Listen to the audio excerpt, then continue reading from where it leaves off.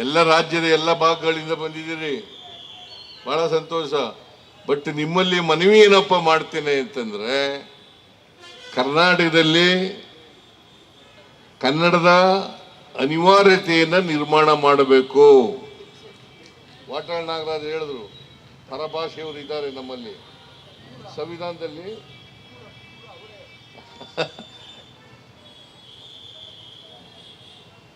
ನಾವೆಲ್ಲರೂ ಕೂಡ ಕನ್ನಡದ ಅಭಿಮಾನ, ಕನ್ನಡದ ಬಗ್ಗೆ ಪ್ರೀತಿ, ಕನ್ನಡದ ಬಗ್ಗೆ ಗೌರವ ನಾವು ಬೆಳೆಸ್ಕೊಳ್ಳದೆ ಹೋದರೆ, ನಮ್ಮ ಮಾತೃಭಾಷೆ ಬಗ್ಗೆ ನಾವು ಬೆಳೆಸ್ಕೊಳ್ಳದೆ ಹೋದರೆ ಬೇರೆ ಯಾರು ಬೆಳೆಸ್ಕೊಳ್ಳಲಿಕ್ಕೆ ಸಾಧ್ಯ ಆಗ್ತದೆ ಹೇಳಿ ನೋಡೋಣ. ಅದಕ್ಕೆ ಒಂದು ಮಾಡಬೇಕು ನೀವು, ಏನಪ್ಪ ಅಂತಂದ್ರೆ, ಒಂದು ಕನ್ನಡವನ್ನ ಕಲೀಲೇಬೇಕಾದಂತ ಅನಿವಾರ್ಯತೆಯನ್ನು ನಿರ್ಮಾಣ ಮಾಡಬೇಕು. ನಾವು ಕರ್ನಾಟಕದಲ್ಲಿ ಇರಬೇಕು, ಬಾಳಬೇಕು, ಬದುಕಬೇಕು ಅನ್ನೋದಾದ್ರೆ ನೀವು ಕನ್ನಡ ಕಲೀಲೇಬೇಕಾಗ್ತದೆ. ಅದಕ್ಕೆ ಏನು ಮಾಡಬೇಕು ನೀವು?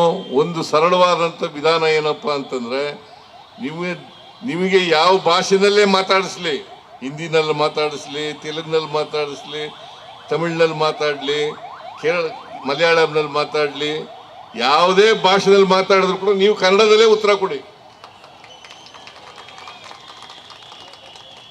ಕನ್ನಡದಲ್ಲೇ ಉತ್ತರ ಕೊಡೋದು. ಈಗ ತಮಿಳ್ನಾಡಿಗೆ ಹೋದ್ರೆ ಯಾವ ಭಾಷೆಯಲ್ಲಿ ಉತ್ತರ ಕೊಡ್ತಾರೆ?